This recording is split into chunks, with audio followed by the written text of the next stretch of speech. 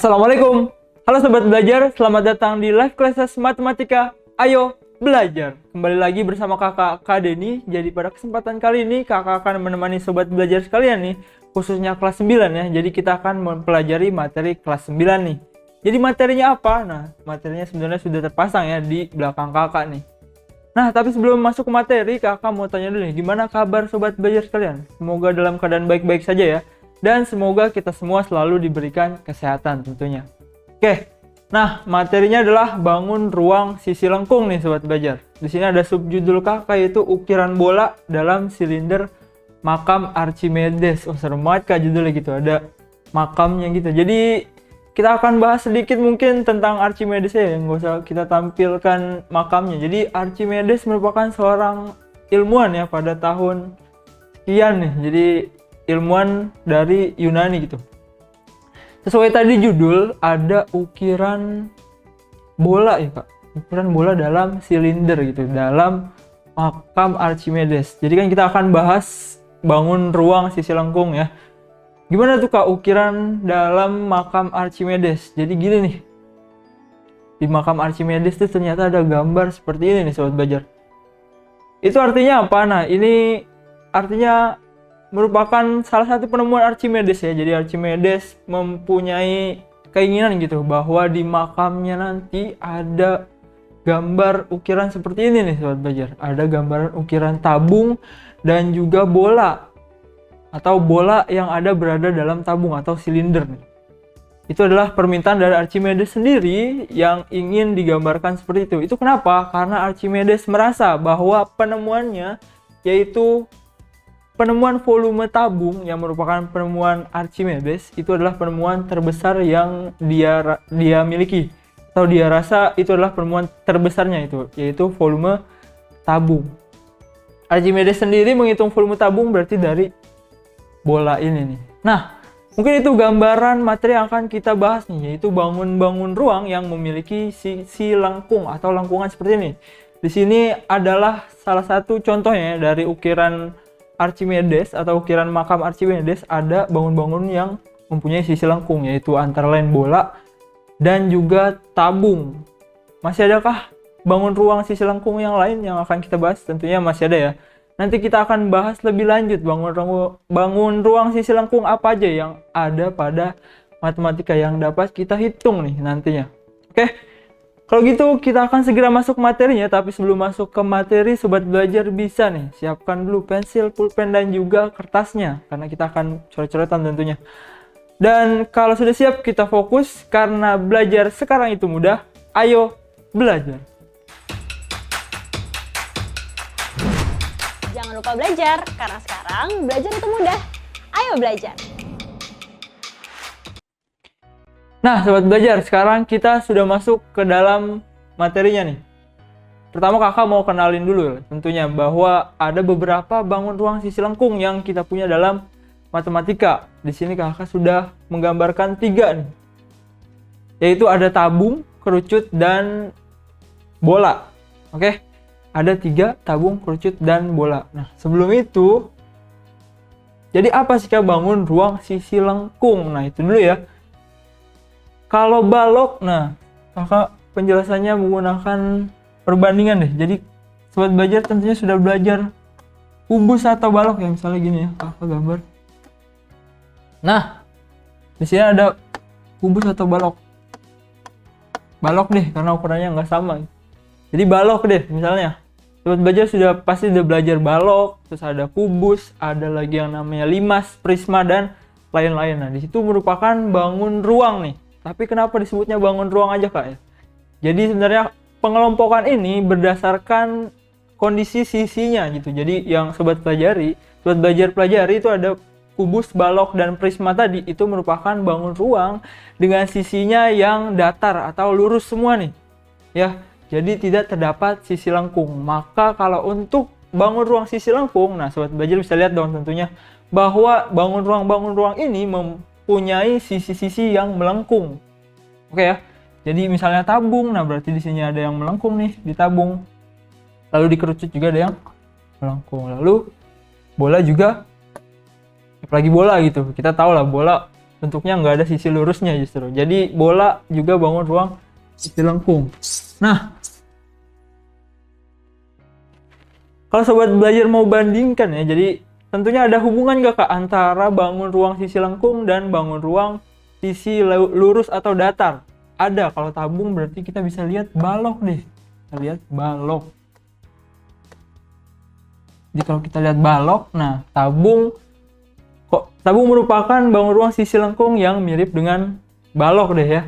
Bahwa kalau balok dia mempunyai alas itu berbentuk persegi panjang atau persegi. Nah, kalau tabung mempunyai alas dan tutup berbentuk lingkaran. Nah, kalau kerucut apakah? Ada gak bangun sisi datarnya? Ada, kita punya kita punya limas. Oke, jadi dengan sisi lancip di atas, tapi nah alasnya berbentuk sisi datar atau sisinya lurus, tidak melengkung ya. Jadi kalau tabung tadi kita punya perbandingannya dengan balok, kalau limas, nah kita punya dengan kerucut. Oke, kalau bola ada gak? Bola ya udah lingkaran gitu. Oke, lingkaran bukan bangun ruang kan? Ya, berarti bola itu pure bangun ruang sisi lengkung gitu, tidak ada perbandingan dengan bangunan atau kubus deh, boleh kubus. Mungkin kubus sama bola sama ya. Karena kenapa? Karena sisinya sama semua nih. Oke, bola yang kita maksud bola yang berbentuk bundar, bukan bola, ada bola apa? Bola rugby bukan ya. Jadi bola yang berbentuk bola gitu. Oke, kita masuk ke bagian-bagiannya secara lebih dalam. Kita pertama punya tabung ya sobat belajar. Tabung sendiri nah terdiri dari dua bangun datar. Jadi bangun ruang seperti yang sobat belajar tahu bahwa bangun ruang itu merupakan gabungan antara bangun-bangun datar gitu. Kalau di sini kita membahas tabung, nah sobat belajar tahu bahwa tabung itu ternyata dari persegi panjang dan juga lingkaran nih. Kebayang gimana? Nah, kalau belum kebayang, kita lihat nih, kita bedah di sini bahwa badan dari tabung ini, udah ada tanda panahnya kenapa? Nah, badan dari tabung ini merupakan persegi panjang atau nantinya sobat belajar bisa tulis ini adalah selimut. Oke, ini namanya selimut dari tabung. Lalu sobat belajar juga punya alas dan juga ini tutup ya. Alas dan tutup. Berbentuk lingkaran. Oke, jadi dua bangun yang menyusun tabung itu adalah lingkaran dan juga persegi panjang. Nah, itu makanya nanti kita gunakan buat apa nih Kak? Gunakan untuk mencari luas permukaan ya, karena selain volume kita juga biasanya membahas tentang luas permukaan. Oke, kita lihat di sini bahwa volume ya, jadi pertama volume ya. Volume itu adalah luas alas dikali tinggi. Luas alas dikalikan dengan tinggi. Kenapa tuh Kak? Luas alas kali tinggi. Tadi kalau tabung, nah kita bisa menyamakan atau membandingkan dengan balok ya kan. Balok, sobat belajar tentunya udah tahu bahwa balok itu juga panjang kali lebar kali tinggi. Kalau baloknya berbentuk persegi panjang, nah sobat belajar bisa artikan panjang kali lebar itu adalah luas alasnya dikalikan dengan tinggi. Maka tabung juga seperti itu. Luas alas dikalikan dengan tinggi. Itu adalah volume untuk tabung sendiri. Oke ya. Jadi untuk volume tabung, luas alas dikali tinggi. Nah, karena luas alasnya berbentuk lingkaran, maka sobat belajar bisa masukkan Pi dikalikan R kuadrat dikali T. Itu adalah menjadi volume dari tabung itu sendiri. PR kuadrat dikali T. Lalu luas permukaan. Luas permukaan ditarik dari mana Kak? Tarik tadi dari bentuk atau bangun datar yang menyusun dari bangun ruang tersebut. Jadi bentuk datarnya dijadikan luas permukaan tabung, yaitu dua, ya biasanya dua ya. Tabung mempunyai alas dan juga tutup. Dua luas lingkaran ditambah selimut. Oke. Dua luas lingkaran, maka kita masukkan aja nih, sobat belajar bisa masukkan langsung 2 pi r kuadrat. Pi r kuadrat luas lingkaran dikalikan 2 karena jumlahnya ada 2. Lalu selimutnya apa tadi? Selimut berbentuk persegi panjang. Persegi panjang, luasnya panjang dikali lebar, sudah cukup. Nah, yang menjadi permasalahan biasanya tabung tidak memiliki panjang dan juga lebar ya sobat belajar. Jadi tabung, nah kalau kakak ambil tabung dari sini, biasanya tabung yang diketahui itu bukan panjang, bukan lebar. Jadi ini kan panjang nih, ini lebar ya. Nah kalau dalam tabung biasanya tidak diketahui panjangnya berapa, lebarnya berapa. Tapi dalam tabung biasa diketahui itu adalah jari-jari. Jadi ada jari-jari. Jari-jari dan juga tinggi tabung. Ini adalah tinggi tabung. Nah, maka hubungannya apa Kak sama persegi panjang ini? Nah, sobat belajar bisa lihat kalau panjang ini itu merupakan panjangnya sesuai selimut dari lingkaran. Jadi yang dimaksud dengan selimut, nah dia menyelimuti panjang lingkaran ini. Nah, kalau panjang lingkaran ini merupakan berarti itu keliling lingkaran. Keliling lingkaran atau sobat belajar bisa samakan panjang itu sama dengan keliling lingkaran. Keliling. Oke, maka sobat belajar dapatkan deh panjangnya itu apa? Keliling lingkaran. Kita punya rumus 2 dikali pi kali R. Maka kita dapat panjang sama dengan 2 dikalikan dengan pi dikalikan dengan R ya. Jadi ini panjang dari selimut tabung. Lalu L itu sama dengan apa? L sama dengan tinggi tabung. L sama dengan T. Oke, jadi panjang. Sekarang sobat belajar sudah punya panjangnya 2 PR, lalu tingginya itu sama dengan L-nya itu sama dengan tinggi. Maka nah dapat kita rubah nih panjangnya menjadi 2 PR dan lebarnya menjadi tinggi. Oke, kalau sobat belajar sederhanakan boleh jadi 2 PR-nya keluar dikalikan R ditambahkan dengan T. Oke ya, mungkin untuk tabung seperti itu untuk volume dan luas permukaannya. Jadi volumenya P sama dengan PR kuadrat dikali T dan luasnya 2 PR dikali R ditambahkan dengan T. Itu untuk tabung. Lanjut kita bangun ruang yang kedua nih sobat belajar.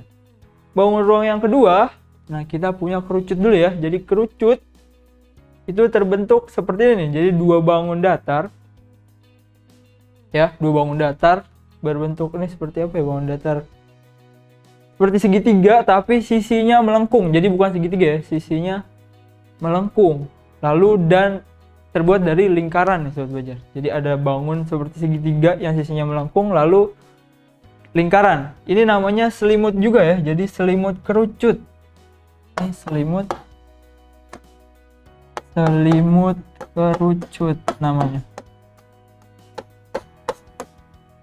Bangun datarnya apa Kak? Bangun datarnya udah namain aja selimut kerucut gitu. Bahwa bangun datar, selimut kerucut dan lingkaran. Maka untuk mencari volumenya nanti gimana? Kalau mencari volume kita tarik ke bangun ruang sisi datar. Oke, untuk volume. Kalau tadi tabung samaan dengan balok, nah kalau kerucut tadi samaan dengan apa ya? Kalau kerucut itu samaan dengan limas ya. Jadi untuk kerucut, kenapa sama dengan limas? Karena mempunyai satu titik di atapnya atau di ujung. Ya, mempunyai sisi lancip di ujung atas. Maka kita dapat deh, sobat belajar punya volume kerucut adalah setengah kali luas alas dikali tinggi. Sepertiga maksudnya. Sepertiga luas alas kali tinggi. Ini merupakan sama juga rumusnya dengan rumus volume limas, yaitu sepertiga dikali luas alas dikalikan dengan tinggi. Nah, di sini yang membedakan apa? Yaitu alasnya aja. Ya, jadi bentuk atasnya sama, yaitu berbentuk lancip, tapi alasnya yang berbeda ya. Di sini kalau kerucut berarti alasnya berbentuk lingkaran. Maka sobat belajar bisa ganti deh luas alasnya berarti PR kuadrat. Nah, tingginya adalah T ya. Oke, jadi untuk rumus volume kerucut kakak rasa cukup mudah. Kita masuk ke luas permukaan nih yang biasanya. Nah, seperti ini. Jadi tadi kalau luas permukaan yaitu luas bangun datar yang menyusun bangun ruang tersebut. Kalau kerucut tadi terdiri dari satu buah selimut dan juga alasnya cuma satu ya. Kalau tabung tadi alasnya 2. Jadi luas alas yaitu lingkaran ditambahkan luas selimut. Untuk luas alas rumusnya apa? Rumus lingkaran pi r kuadrat. Luas selimutnya tuh Kak, tadi bentuknya nggak jelas gitu, segitiga tapi bukan segitiga. Ya, rumus selimutnya sendiri memiliki rumus seperti ini, yaitu pi dikali r dikali s. Itu merupakan, oh ya berarti bukan lingkaran tapi juring ya. Bentuknya apa tuh Kak tadi? Ini kan? Ya juring, jadi ini merupakan juring. Pi dikali r dikali s. Oke ya. Jadi kalau digabungin nih sobat belajar, pi r kuadrat ditambah pi r s. Sobat belajar bisa sederhanakan dengan pi r dikali r ditambah s. Oke, itu untuk luas permukaan kerucut. Jadi kalau volumenya sama dengan 5, yaitu sepertiga dikali luas alas kali tinggi.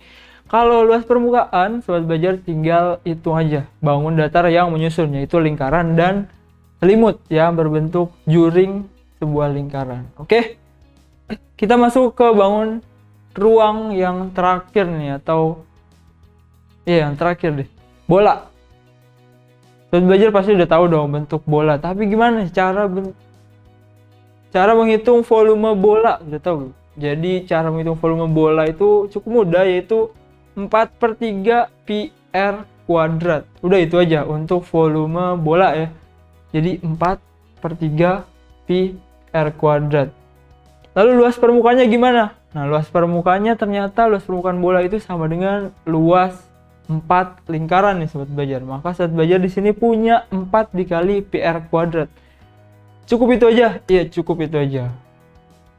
Jadi untuk mencari permukaan, kita flashback lagi mungkin. Nah, ada 3 buah bangun ruang sisi lengkung nih.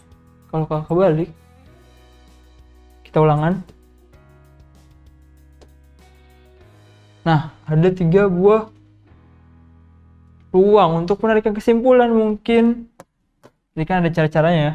Kalau tabung, berarti kita sudah punya volume tabung sama seperti volume balok, yaitu luas alas kali tinggi ya. Luas alas kali tinggi. Karena kalau alas dari tabung berbentuk lingkaran, berarti rumusnya rumus lingkaran pi r kuadrat dikali tinggi. Oke. Lalu untuk luas permukaannya LP, luas permukaan. Nah, sobat belajar punya 2 lingkaran dan juga 1 selimut ya. Jadi 2 lingkaran, 1 selimut. 2 lingkaran berarti 2 pi r kuadrat ditambah, nah kalau luas ditambah ya. Jadi permukaan-permukaannya dijumlahkan, bukan saling dikali. Jadi jumlahkan 2 lingkaran, 2 dikali lingkaran ditambah selimut. Selimut tadi kan panjang dikali lebar, tapi panjangnya sudah sobat belajar rubah ya tadi. Panjangnya itu menjadi keliling lingkaran, yaitu 2 pi r panjang, lebar, panjang kali lebar kan ya. Kalau persegi panjang, panjang kali lebar. Kalau selimut 2 pi r kali t. Gitu ya. Jadi ini untuk penarikan kesimpulan aja. Jadi volume kerucut, kita lanjut. Volume kerucut sama dengan volume limas ya. Jadi sepertiga dikali luas alas. Luas alasnya kita punya pi r kuadrat kali tinggi. Jadi untuk limas volumenya sepertiga luas alas kali tinggi. Luas permukaannya. Nah, sobat belajar ingat lagi tadi bahwa kerucut terdiri dari 2 bangun datar aja, yaitu lingkaran dan juga selimutnya. Lingkarannya pi r kuadrat. Oke. Pi r kuadrat, selimutnya pi r s. Pi r S. Oh iya, tadi S itu apa Kak? S itu panjang ini ya. Ini S atau apotema. Oke. Kalau disederhanakan jadi pi r ditambah S. Ini adalah luas permukaan kerucut. Dan yang terakhir, sobat belajar tadi sudah belajar tentang bola. Berarti bola kita punya volumenya yaitu 4/3 dikali pi r pangkat 3 ya, 4/3 pi r pangkat 3. Lalu luas permukaannya sobat belajar sama dengan 4 buah lingkaran ya. Jadi bola itu tersusun dari 4 buah lingkaran. 4 dikali pi r kuadrat. Nah, ini merupakan rumus ya. Jadi dari bangun ruang biasanya rumus-rumus ini aja yang penting, volume dan luas permukaan. Jadi 3 bangun ruang kita sudah selesai mempelajari, yaitu tabung, kerucut dan juga bola nih. Dan ini sudah semuanya, volume dan juga luas permukaannya. Berarti sobat belajar tinggal gimana nih kita cara menggunakan rumus, dan mungkin ada konsep atau penggunaan bangun ruang ini di kehidupan sehari-hari tentunya. Oke, kalau bicara kehidupan sehari-hari, tabung pasti sobat belajar sudah sering lihat dong. Tabung, bentuk tabung itu biasanya untuk apa kak? Tabung banyak ya untuk kehidupan sehari, biasanya untuk kaleng, celengan gitu. Kaleng, celengan lagi. Itu biasanya nanti bakal ada nih, atau seringkali terdapat pada soal-soal ya untuk sobat belajar itu biasanya dalam bentuk kaleng atau drum. Nah, ini biasanya tabung digunakan pada bentuk-bentuk itu. Lalu kerucut bisa apa aja ya? Kerucut bisa ice cream. Oke. Konnya ya, kon. Lalu ada apa lagi? Ada topi ulang tahun dan lain-lain. Oke, dan bola ya, bola dalam kehidupan sehari-hari ya bola gitu. Oke, kita masuk ke soal deh kak. Ya, tanpa lama-lama kita masuk ke soal. Ini contoh soal. Nah, di sini ditanyakan sebuah drum. Nah, tadi kakak sudah bilang ya bahwa drum tadi bentuk apa tuh? Tabung. Oke, drum berbentuk tabung berjari-jari 24 dan tinggi 70 cm berisi penuh minyak. Kemudian minyak dalam drum tersebut seluruhnya akan ditaruh ke dalam kaleng. Jadi ada drum, ada kaleng ya tadi. Itu biasanya kaleng berbentuk juga sama seperti drum. Tadi kan kakak sudah jabarkan tuh bahwa tabung biasanya ada drum, ada kaleng, ada celengan dan lain-lain. Masing-masing berjari-jari 6 dan tinggi 20. Banyaknya kaleng kecil yang diperlukan. Oke.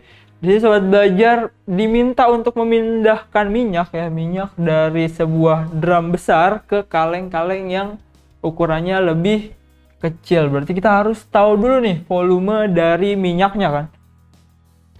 Terisi penuh. Oke, berarti volume tabung ya, berarti volume tabung buat belajar sudah punya pi r kuadrat dikali T untuk volume tabung. Jari-jarinya 24. Berarti sobat belajar boleh menggunakan 3,14 atau 22/7. 2/7 deh.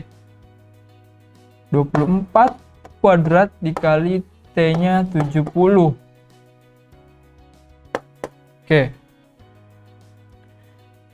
22/7 dikali 24 kuadrat dikali 70. Ini sobat belajar boleh coret 10.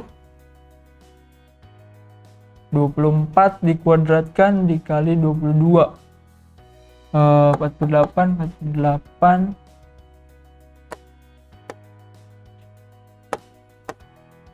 Nah, jadi volume minyak yang terdapat pada drum besar adalah 5280 nih sobat belajar. Dan satuan volume ya, jangan lupa satuan volume cm kubik. Oke. Nah, ini kan dalam keadaan drum besar nih, mau digunakan ke drum kecil dan ditanya berapa drum kecil yang diperlukan. Berarti sobat belajar harus tahu juga drum kecil atau kaleng-kaleng. Nah, kalengnya itu berapa ukuran volume yang dapat ditampung. Berarti volumenya sama dengan 22/7 dikali 6 kuadrat dikali Terus sobat belajar karena 20 kita pakai 3,14 deh. 0,14. Wah gede juga nih, 36 314 dikali 36. Aku belum hitung. 24 18 12 1 9. Oke, 4